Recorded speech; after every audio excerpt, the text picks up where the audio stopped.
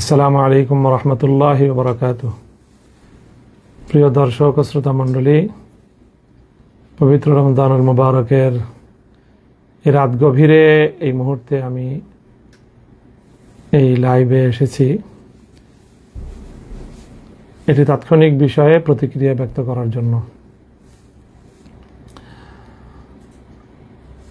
দর্শক শ্রোতা মণ্ডলী, আজ সারাদিন বিভিন্ন গণমাধ্যম এবং সামাজিক যোগাযোগ মাধ্যমে আপনারা একটি বিষয় লক্ষ্য করেছেন যে আজকে আমাদের ঢাকা 13 আসন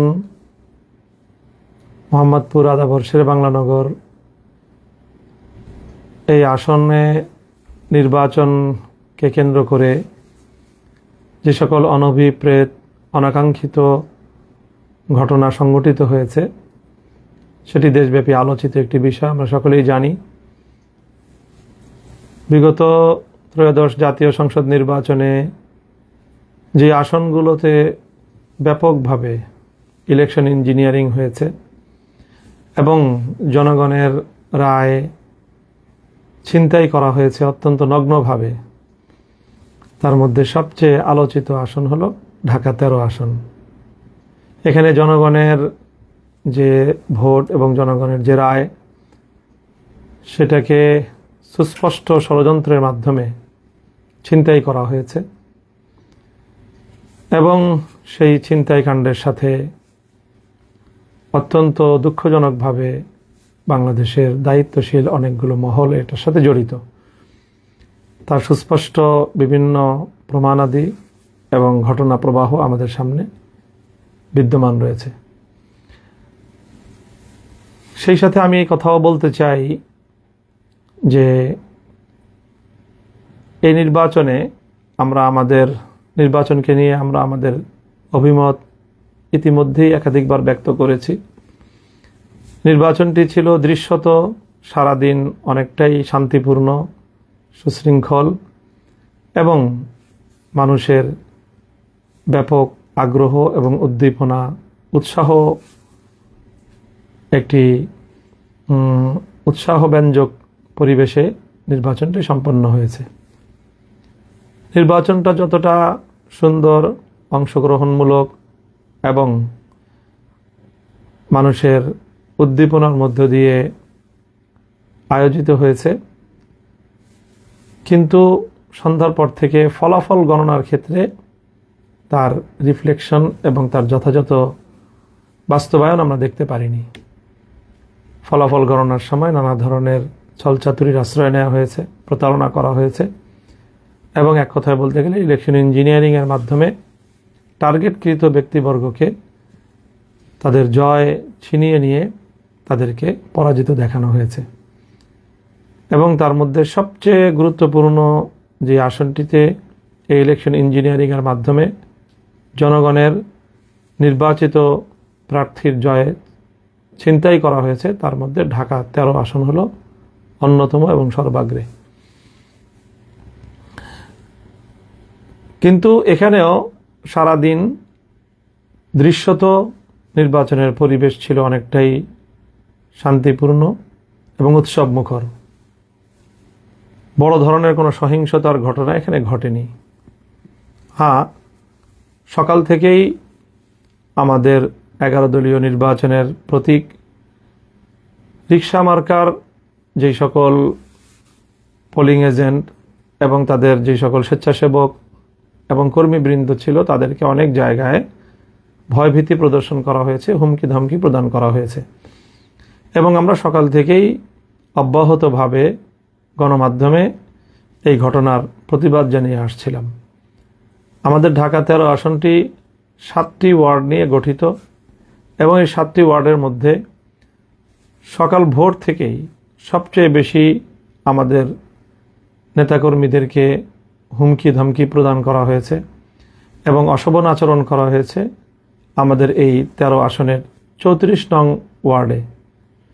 স্থানীয় বিএনপি নেতা রাজেশ খানের নেতৃত্বে এই জাতীয় কার্যকলাপ পরিচালনা করা হয়। আমাদের কেন্দ্রের বাইরে বুথগুলোতে আমাদের যে সকল নেতাকর্মীরা ভোটারদেরকে রিসিপশনের জন্য, তাদেরকে ভোটার স্লিপ প্রদান করার জন্য, ভোটারদেরকে এগিয়ে আনার জন্য যে সকল কার্যক্রম পরিচালিত হচ্ছিল, প্রতিটি সেন্টারে সেন্টারে, প্রতিটি কেন্দ্রে কেন্দ্রে এবং প্রতিটি আমাদের যে বুথ ছিল সবগুলোতে গিয়ে রাজেশ খান এবং তার সন্ত্রাসী বাহিনী ব্যাপকভাবে সন্ত্রাসী কার্যকলাপ পরিচালনা করেছে, হুমকি ধামকি প্রদান করেছে এবং তাদের অনেককে সেখান থেকে চলে যাওয়ার জন্য প্রাণনাশেরও হুমকি পর্যন্ত দিয়েছে এই রাজেশ খান। এই কথাগুলো আজ আমি ইলেকশনের অনেক দিন পরে এসে বলছি তা নয়। আমি 12 তারিখ সকাল 10টার মধ্যেই এই কথাগুলো আমি গণমাধ্যমে বলেছি এবং রাজেশ খানের নাম নিয়েই আমি আমার এই অভিযোগের কথাগুলো সেখানে ব্যক্ত করেছি। তবে সেখানে আমাদের পক্ষ থেকে কোনো প্রতিরোধ অথবা পাল্টা কোনো তাদের উপরে কোনো হামলা অথবা কোনো ভয়ভীতি প্রদর্শনের ঘটনা ঘটেনি। আমাদের নিরীহ লোকজন তাদের ভয়ভীতি যতটুকু উপেক্ষা করে সম্ভব হয়েছে কার্যক্রম পরিচালনা করেছে। তবে দিন গড়ানোর সাথে সাথে সেখানে তাদের শোডাউন এবং কেন্দ্রের সামনে তাদের শক্তি প্রদর্শনের মাত্রা বৃদ্ধি পেতে থাকলে একসময় আইনশৃঙ্খলা রক্ষাকারী বাহিনী সেখানে পদক্ষেপ গ্রহণ করে, বিশেষ করে আর্মি গিয়ে সেখানে সেই বিএনপির এবং ধানের শীষের প্রতীকের যারা কর্মী ছিল এবং সাধারণ মানুষদেরকে যারা ভীতি প্রদর্শন করছিল এবং ভোটের শান্তিপ্রিয় পরিবেশকে যারা বিঘ্ন ঘটাচ্ছিল তাদেরকে বারবার ছত্রভঙ্গ করে দিয়েছে আইনশৃঙ্খলা রক্ষাকারী বাহিনী এবং বিশেষ করে আর্মি। এবং সেখানে তাদেরকে ছত্রভঙ্গ করতে গিয়ে সেখানে আর্মি অ্যাকশনে গিয়েছে, লাঠিপেটা করেছে ব্যাপকভাবে এবং সেই লাঠিপেটায় সারাদিন বিভিন্ন কেন্দ্রে বিএনপির অনেক নেতাকর্মী, ধানের শীষের অনেক নেতাকর্মী তারা আঘাতপ্রাপ্ত হয়েছে। ক্ষেত্র বিশেষে তাদের সাথে সাথে আমাদেরও অল্প কিছু লোক আর্মির সেই প্রহারের শিকার হয়েছে এবং তারাও আহত হয়েছে এবং সেই আহতদেরকে আমি 12 তারিখ রাতেই তাদের শয্যাপাশে গিয়েছি এবং তাদের চিকিৎসার ব্যবস্থা আমি গ্রহণ করেছি। আর্মির এই আক্রমণ এবং তাদের ছত্রভঙ্গ করা, শান্তি শৃঙ্খলা রক্ষার এক পর্যায়ে ওখানে আমাদের লোকজনও যেরকম কিছু আহত হয়েছে আর প্রায় 90% জন বা তার চেয়েও বেশি সেখানে আক্রান্ত হয়েছে ধানের শীষের নেতাকর্মীরা। কারণ তারাই সকাল থেকে ভোট কেন্দ্র দখল করার এবং ভোটের পরিবেশ নষ্ট করার, ভয়ভীতি প্রদর্শন করার এই সকল সন্ত্রাসী কার্যকলাপগুলো পরিচালনা করছিল এবং এতে সবচেয়ে বেশি ভূমিকা ছিল রাজেশ খানের। সেই রাজেশ খানের কর্মী বাহিনীর সাথেই আর্মি তাদেরকে ছত্রভঙ্গ করতে গিয়ে তাদের উপর লাঠিপেটা করে এবং সেই লাঠিপেটায় তাদের মধ্যে অনেকে আহত হয়েছে এবং সেই আহতদের মধ্যে রাজেশ খানের নিকটাত্মীয় একজন হায়দার আলী নামে এক ব্যক্তি ছিলেন। সেটা আমরা আগে জানতে পারিনি, তাদের পরিচয় শনাক্ত করা যায়নি। আজকে ধানের শীষের প্রার্থী হয়তো আগাম তারা অনুভব করেছিল যে হায়দার আলীর তার অবস্থা শোচনীয়, আর্মির লাঠিপেটায় গুরুতর আহত এবং আইসিইউতে সে সম্ভবত ভর্তি ছিল এবং আমরা আশঙ্কা করছি যে তার অবস্থা সংকটাপন্ন এবং তার মৃত্যু নিশ্চিত জেনেই সকালবেলা ধানের শীষের প্রার্থী একটি এখানে সিন ক্রিয়েট করেছে এবং আমাদেরকে বা আমাদের উপর এর দায় চাপানোর জন্য একটি নাটক মঞ্চস্থ করেছে এবং সেই নাটকের মাধ্যমে মূলত তাদের সন্ত্রাসী কার্যকলাপ, রাজেশ খানের এই দখলদারি, সন্ত্রাস এবং ভোট কেন্দ্র দখল করার তাদের এই প্রবণতা এবং তার প্রেক্ষিতে সেনাবাহিনীর পদক্ষেপের বিষয়কে আড়াল করার জন্য শাক দিয়ে মাছ ঢাকার একটি প্রবণতা হিসেবে হঠাৎ করে আজ ইলেকশনের এতদিন পরে এসে এই জাতীয় ঘটনার দায় রিক্সা মার্কার নেতাকর্মীদের উপর চাপানোর চেষ্টা করা হয়েছে। আমি মনে করি এটি একটি দূরভিসন্ধি এবং ষড়যন্ত্রমূলক ঘটনা। কিছুক্ষণ পূর্বে আমরা দেখেছি সামাজিক যোগাযোগ মাধ্যমে রাজেশ খানের এবং তার সহকর্মীদের মাধ্যমে তারা যেই সংবাদ প্রচার করেছে, সেখানে ওই হায়দার আলীর নিহত হওয়ার সংবাদ প্রচারিত হয়েছে। এবং আবারও তারা ওই শাক দিয়ে মাছ ঢাকার মতো মিথ্যাচার করে আর্মির হামলায় আহত হয়ে এবং শেষে নিহত ব্যক্তির এই ঘটনাকে তাদের সন্ত্রাসী কার্যকলাপ, রাজেশ খান তার নিজের অপরাধকে ঢাকা দেওয়ার জন্য সে আমাদের উপর এর দায় চাপানোর অপচেষ্টা চালিয়েছে। আমরা এই অপচেষ্টার তীব্র নিন্দা জানাই এবং সেখানে স্বাভাবিকভাবেই সিসিটিভির ফুটেজ থাকার কথা প্রতিটি কেন্দ্রকে সামনে রেখে।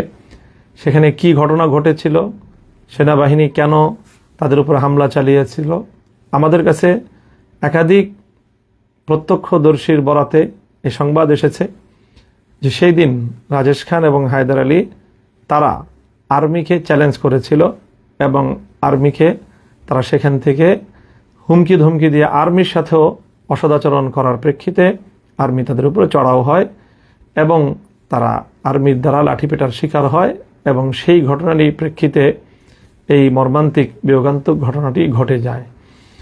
কোনো মানুষের প্রাণহানি এটি অবশ্যই আমাদের সকলের কাছে অত্যন্ত মর্মান্তিক একটি বিষয়, দুঃখজনক একটি বিষয়। আমরা এই নিহত ব্যক্তির হায়দার আলীর মৃত্যুতে গভীর শোক প্রকাশ করছি এবং এই ঘটনার যথাযথ সুষ্ঠু তদন্ত সাপেক্ষে যারা তাদেরকে নিয়ে এই সন্ত্রাসী কার্যকলাপ করেছিল, ভোট কেন্দ্র দখল করার পায়তারা চালিয়েছিল, মহড়া দিয়ে ভীতি সৃষ্টি করার এবং আতঙ্ক সৃষ্টি করার অপতৎপরতা চালিয়েছিল, তাদের বিরুদ্ধে যথাযথ তদন্তের মাধ্যমে প্রকৃত ঘটনা উদ্ঘাটন করার দাবি জানাই এবং সেই সাথে কেন এইভাবে আঘাত করা লাগলো বা হলো, এর সাথে দায়ী কারা, সিসিটিভি ফুটেজের যথাযথ উদ্ঘাটনের মাধ্যমে এই ঘটনা যেন জাতির সামনে স্পষ্ট করা হয়। এখানে একদিকে আমরা তাদের বিরুদ্ধে ইতিমধ্যে ইলেকশন ইঞ্জিনিয়ারিংয়ের অসংখ্য তথ্য প্রমাণ আমাদের কাছে বিদ্যমান থাকার প্রেক্ষিতে বিষয়টি নিয়ে আমরা যেমনিভাবে নির্বাচন কমিশনের কাছে আমাদের অভিযোগ দায়ের করেছি, সে একই সাথে আমরা এই বিষয়গুলো নিয়ে আমাদের আইনানুগ যাবতীয় পদক্ষেপ গ্রহণ করার আমরা পর্যায়ক্রমিক পদক্ষেপের মধ্যে রয়েছি, প্রক্রিয়ার মধ্যে রয়েছি।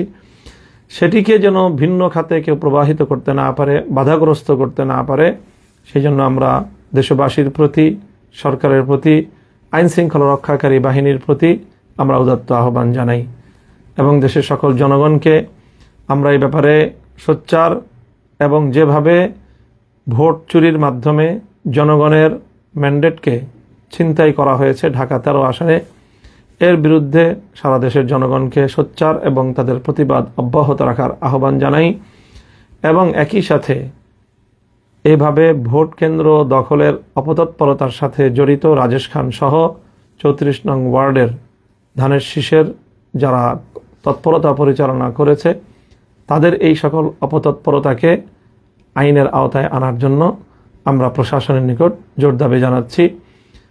আমরা চাই যেভাবেই হোক, যে প্রক্রিয়ার মাধ্যমেই হোক, একটি সরকার প্রতিষ্ঠিত হয়েছে, দেশ দীর্ঘ সংগ্রামের মধ্য দিয়ে একটি নির্বাচন পরবর্তী বাংলাদেশে একটি নতুন সরকার ক্ষমতাসীন হয়েছে।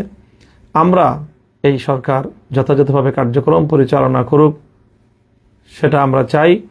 কোনোভাবেই শান্তিপূর্ণ পরিস্থিতিকে ঘোলাটে করার কোনো অপচেষ্টা, সাধারণ শান্তিপ্রিয় পরিবেশকে উত্তপ্ত করার মতো কোনো কর্মকাণ্ড যেন কেউ পরিচালনা করতে না পারে, সেজন্য আমরা সরকার এবং সংশ্লিষ্ট কর্তৃপক্ষকে সেই বিষয়ে সোচ্চার এবং সজাগ থাকার উদাত্ত আহ্বান জানাচ্ছি। সকলকে ধন্যবাদ জানিয়ে আমি আমার বক্তব্য শেষ করছি। ওয়া আখিরু দাওয়ানা আলহামদুলিল্লাহি রাব্বিল আলামিন। আসসালামু আলাইকুম ওয়া রাহমাতুল্লাহ।